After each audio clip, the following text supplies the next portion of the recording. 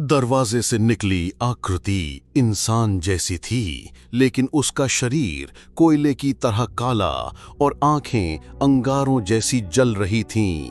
उसके चारों ओर धुएं का बादल घूम रहा था और हर सांस के साथ हवा में जलते मांस की बदबू फैल रही थी। रजत कांपता हुआ पीछे हटने लगा। तुम कौन हो? दानव हंसा गहरी गूंजती हुई आवाज में। मैं वही हूं जिसे उन्होंने यहां कैद किया था। मजदूर तो सिर्फ बहाने थे, असली कैदी मैं हूं और तूने मुझे आजाद कर दिया। रजत का दिल धड़कना भूल गया। तो ये खादान किसी साधारण हादसे की जगह नहीं थी, ये तो सदियों पुराना नरक का कारागार था। जैसे ही दानव बाहर आया, मजदूरों की आत्माएं चीख उठीं। उनके चेहरे और भी विकृत हो गए। वो दानव की ओर झपटे, लेकिन उनके हाथ उससे टकराते ही राख में बदल जाते। एक आत्मा ने रोते हुए कहा, नादान, तूने हमें मुक्त करने की बजाय हमारे सबसे बड़े दुश्मन को छोड़ दिया। रजत ने डर से डायरी खोली। पन्नों पर खुद लिखा जाने लगा, ये शापित है, इसे बाहर नहीं होना चाहिए था। अब तू ही इसकी जंजीर बनेगा। दानव ने दोनों हाथ फैलाए और सुरंग की दीवारें फटने लगीं। गर्म लावा जैसा खून पत्थरों से बहने लगा। हवा में चीखें गूंजने लगीं, ऐसी आवाजें जो किसी इंसान की नहीं थीं। वो रजत की ओर झुका और बोला, तू मेरा दूत बनेगा। तेरे खून से मैं बाहर की दुनिया में लौटूंगा। तेरी सांसें अब मेरी हैं। उसने रजत की गर्दन पकड़ ली। गर्मी इतनी तेज थी कि रजत की त्वचा जलने लगी। अचानक पीछे से अरुण की परछाई आई। रजत ने उम्मीद भरी निगाहों से उसकी ओर देखा। भैया, बचाइए मुझे। लेकिन अरुण मुस्कुराया। तुझे बचाने नहीं, तुझे सौंपने आया हूं। यही तो मेरा मकसद था। रजत हक्का बक्का रह गया। क्या आप भी उसके साथ हैं? अरुण की आंखें लाल हो गईं। मैं आधा इंसान और आधा आत्मा हूं। मुझे मुक्ति तभी मिलेगी जब ये दरवाजा पूरी तरह खुलेगा और तू उसकी चाबी है। अचानक जेब में रखा रिकॉर्डर चालू हो गया। उसमें अरुण की ही पुरानी आवाज गूंजी, अगर कोई ये रिकॉर्डिंग सुन रहा है तो मुझ पर भरोसा मत करना। रजत का दिमाग सुन्न हो गया। तो अरुण दो रूपों में था, एक जिसे आत्माएं नियंत्रित कर रही थीं और दूसरा उसका असली फंसा हुआ रूप। दानव ने गुस्से से चीखा, चुप रह, किसी को सच्चाई नहीं पता चलनी चाहिए। उसने रिकॉर्डर को तोड़ने की कोशिश की, लेकिन रिकॉर्डर हवा में तैरने लगा और भी तेज आवाज निकालने लगा। अब खादान पूरी तरह बदल चुकी थी। दीवारें गलकर लाल हो गईं, जैसे लावा बह रहा हो। फर्श पर दरारें पड़ गईं और उनमें से आग की लपटें निकलने लगीं। ऊपर से गरज की आवाज आई, जैसे पूरी धरती चीर दी गई हो। रजत हाफते हुए बोला, ये खादान नहीं, ये तो नरक का द्वार है। दानव हंसा, और तू इसका पहला रखवाला होगा। मजदूरों की आत्माएं अब और सहन नहीं कर पा रही थीं। वे मिलकर दानव पर झपट पड़े। सैकड़ों साए आग में घिरकर चीखने लगे, लेकिन वो पीछे नहीं हटे। एक आत्मा ने रजत से कहा, भाग मत, तू ही इसे रोक सकता है। डायरी खोल और आखिरी मंत्र पढ़। रजत ने कांपते हाथों से डायरी खोली। पन्ने खुद पलटने लगे और खून से लिखा उभर आया, अपनी जान कुर्बान कर, तभी दरवाजा फिर बंद होगा। रजत की आंखों में आंसू आ गए। अगर मैं मर जाऊं तो बाहर की दुनिया बच जाएगी। आत्माओं ने एक साथ सिर हिलाया। उनकी आंखों में पहली बार शांति की झलक थी। दानव गरजा, नहीं, तू मेरी चाबी है। अगर तूने ये किया तो मैं फिर से सदियों के लिए कैद हो जाऊंगा। रजत ने गहरी सांस ली। तो यही सही होगा। उसने डायरी को सीने से लगाया और मंत्र पढ़ने लगा। जैसे ही शब्द गूंजे, दरवाजा कांपने लगा। दानव दर्द से चीखने लगा, उसका शरीर टूटने लगा, आग की लपटें और भी तेज हो गईं और उनकी परछाई तड़पकर जमीन पर गिर पड़ी। लेकिन तभी दरवाजा पूरी तरह खुल गया। उसमें से दर्जनों और दानव जैसी आकृतियां बाहर झांकने लगीं। रजत के होठों से आखिरी शब्द निकले, हे भगवान, मैंने क्या कर दिया? दरवाजा गड़गड़ाहट के साथ पूरी तरह खुल गया। अंदर से आग और धुएं का सैलाब बाहर फूट पड़ा। हवा इतनी गर्म हो गई कि पत्थर पिघलने लगे। रजत अपनी आंखें ढककर पीछे गिर पड़ा। उसके कानों में सैकड़ों चीखें गूंज रही थीं और हर चीख नरक में बंद आत्माओं की थी। अचानक दरवाजे से दर्जनों दानवी आकृतियां बाहर निकली।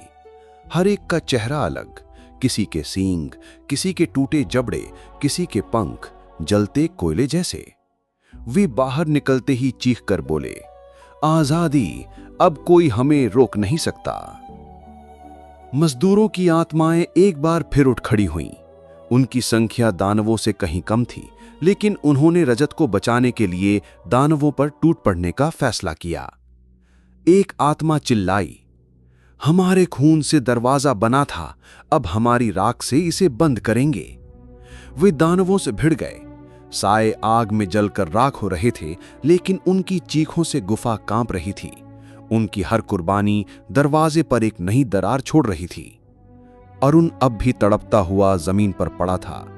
उसके चेहरे पर दो रूप बार बार बदल रहे थे, कभी इंसानी, कभी दानवी। वो हांफते हुए बोला, रजत, सुन, मैं बुरा नहीं बनना चाहता था। उन्होंने मेरी आत्मा बांट दी है। एक हिस्सा उनकी कैद में है, दूसरा आजाद होने की कोशिश करता है। मुझे बचा ले। रजत ने उसकी ओर बढ़ने की कोशिश की, लेकिन तभी दानवों में से एक ने अरुण को पकड़ लिया। ये गद्दार है, इसे यहीं खत्म होना चाहिए। अरुण चिल्ला पड़ा, नहीं, मुझे मुक्ति दो। रजत ने कांपते हाथों से डायरी खोली। आखिरी पन्ना खुद ब खुद खुल गया। उस पर खून से लिखा था, दरवाजा तभी बंद होगा जब कोई अपनी आत्मा स्वेच्छा से त्याग दे। इंसानी बलिदान ही कुंजी है। रजत की आंखों से आंसू निकल आए। मतलब मेरी मौत ही रास्ता है?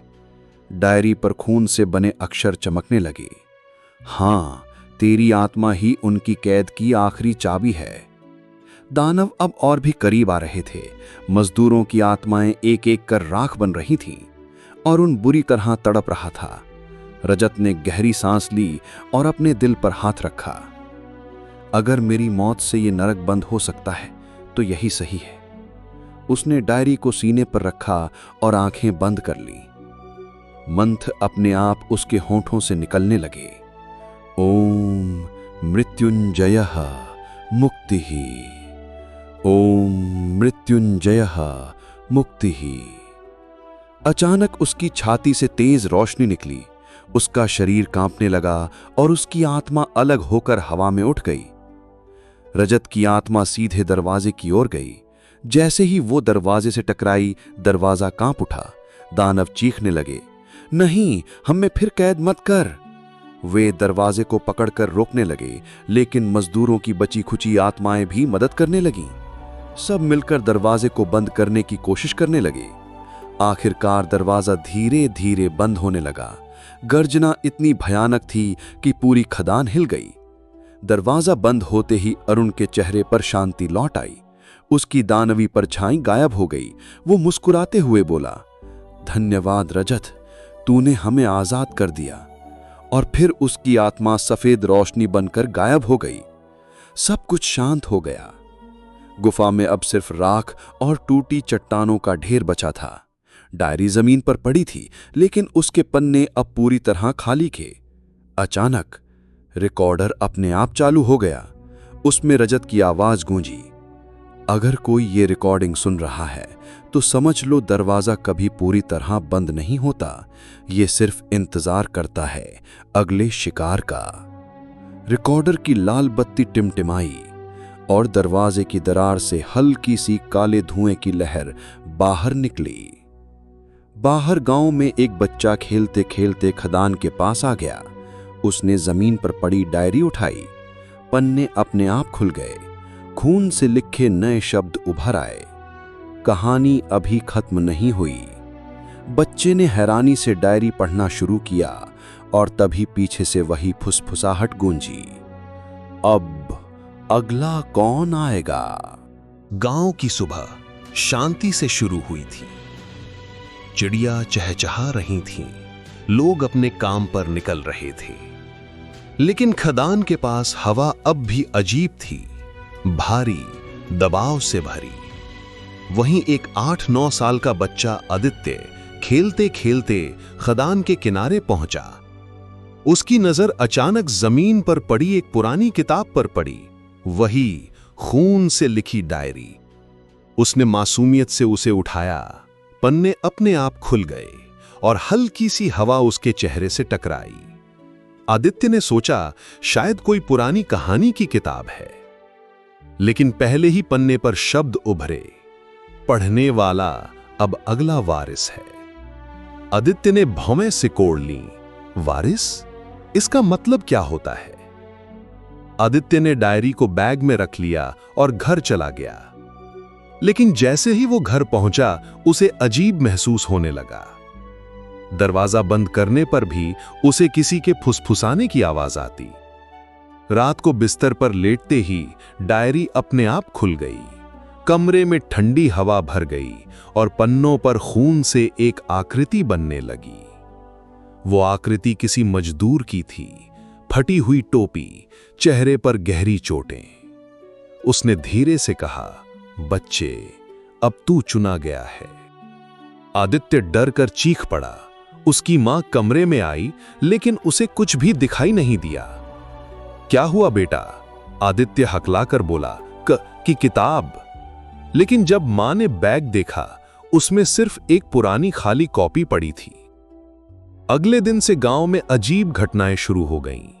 कभी रात में बिना वजह मंदिर की घंटियां बजने लगतीं, कभी खदान से धुएं की परत उठती और लोगों को लगता जैसे कोई रो रहा हो। गांव के बुजुर्ग एक दूसरे से फुसफुसाने लगे, यह सब फिर से शुरू हो गया है, लगता है श्राप लौट आया है।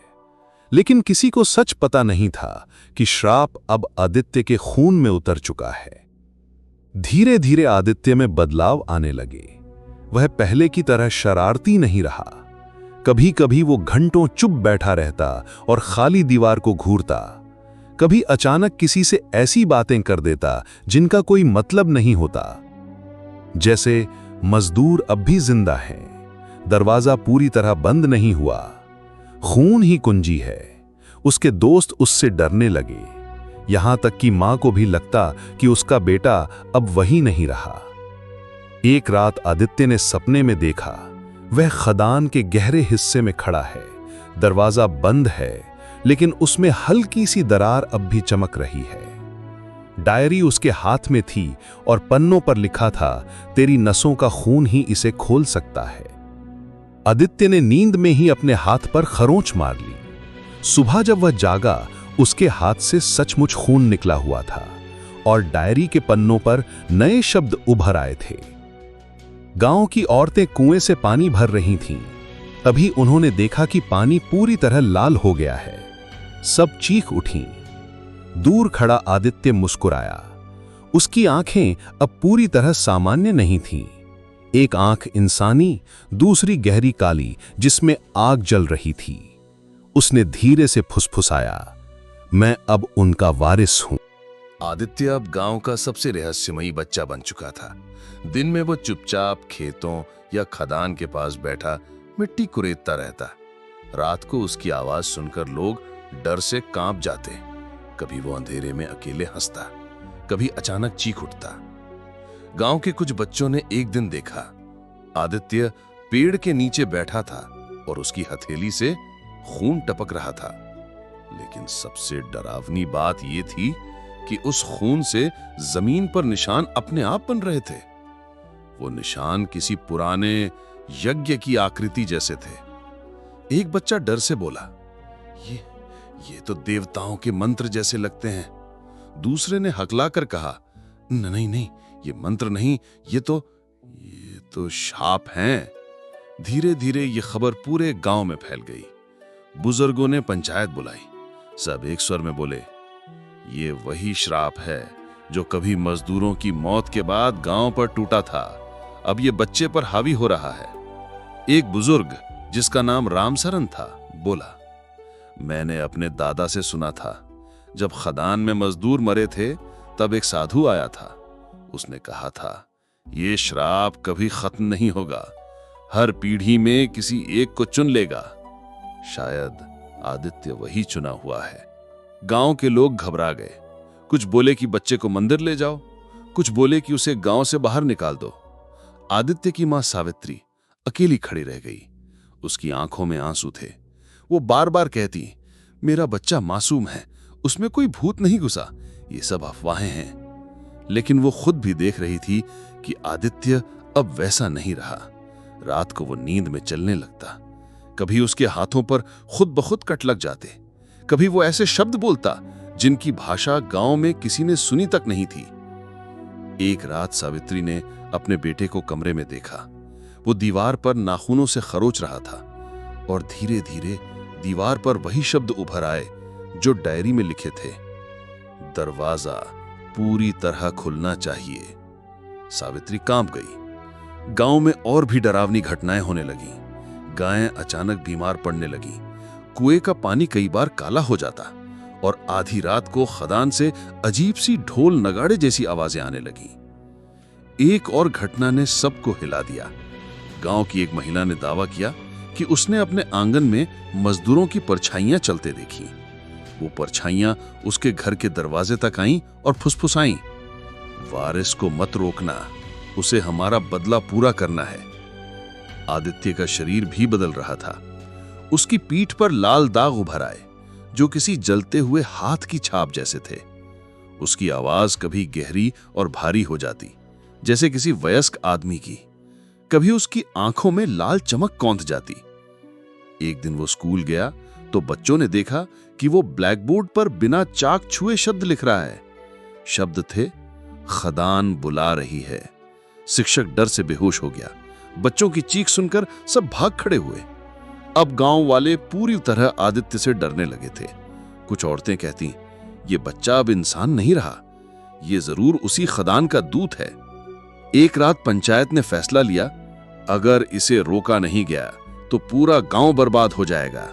हमें किसी साधु या तांत्रिक को बुलाना होगा।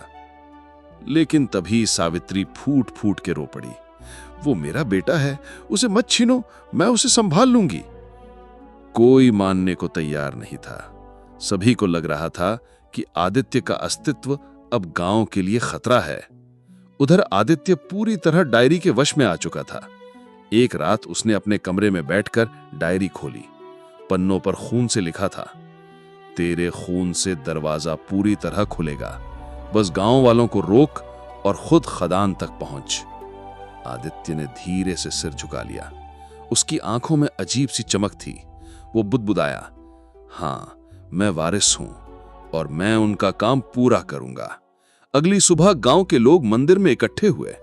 वो साधु बुलाने की तैयारी कर रहे थे, लेकिन तभी एक बच्चे ने चिल्लाकर कहा, आदित्य, आदित्य गायब हो गया है। सब लोग भागकर सावित्री के घर पहुंचे। कमरा खाली था। दीवार पर सिर्फ खून से लिखा था, मैं खदान जा रहा हूं।